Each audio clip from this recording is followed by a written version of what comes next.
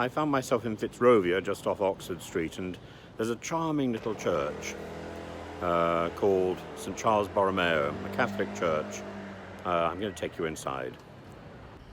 The Catholic Relief Act of 1822 allowed Catholics to practice in the UK, and the dynamic was spearheaded by an architectural revival, particularly people like Pugin, inspired by his love of medieval Gothic. He became a Catholic in Salisbury in 1835. He wrote a book called Contrasts and talked about the wonderful superiority of the medieval over modern architecture. His first church was in Derby. He also built a church in Rugby near me. And Cardinal Wiseman said it marked the real transition from chapel to church-style architecture to have Pugin among us.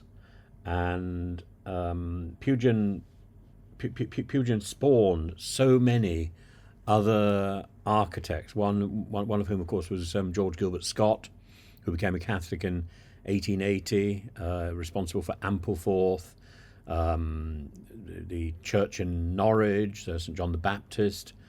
But it was Cardinal Manning, one of the early prelates of the post-Reformation Catholic Church, who looked to Charles Borromeo, who's this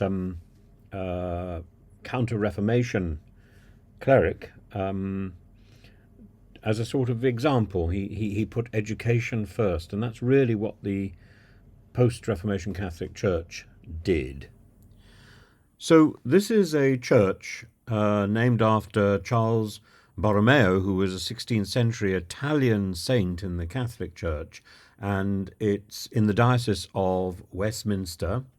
It's a Gothic revival church designed by Samuel Joseph Nicol in partnership with a man called Wilson, which is rather nice. Built in 1862 and gifted by an anonymous donor, the land, and the builders were Fotheringham and Patman, and opened by Cardinal Wiseman in May 1963. There's a very impressive reredos, as you can see.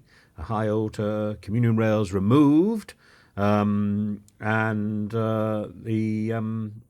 lots of saints there, designed by Nathaniel Westlake. And the Lady Chapel altar, which we'll see in a minute, that's an addition. That was put there in 1879, and the corresponding altar on the other side, where the Blessed Sacrament is kept, presumably dates from the same time. Maybe slightly later. 4 angels are in niches. The niches at the top seem to have disappeared, and a lot done by a Belgium sculptor. And as I was brought up in a parish in Lincolnshire run by the Premonstratensians, I recognise a lot of that. Now, it was a lot of the interior was redone after the Second World War. There was a restoration in 1957, and then there was a further restoration in 1980 when this large altar was put in by Michael Anderson, and the octagonal font, which I think must be unique in London in a Catholic church, designed partly in Rome, was installed in 1984. There's some stained glass windows around the aisles of St. Patrick, Margaret, St. Cecilia, Thomas of Canterbury, and of course there's the Stations of the Cross, which are significant at this particular time as we are entering Lent in the Catholic Church, and in the Orthodox Church too, for that matter. And of course, as is quite common now in both Catholic and Anglican churches, there is a nod towards the Orthodox roots with the presence of traditional Greek icons, as, for example, this one here, which ends our tour.